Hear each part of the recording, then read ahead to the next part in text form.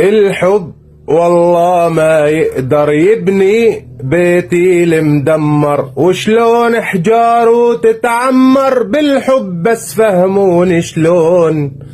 سقفه وحيطانه هدوا بيتي، والبيت الحدو، والبيت اللي مهدم بده حجارة وحديد وباطون.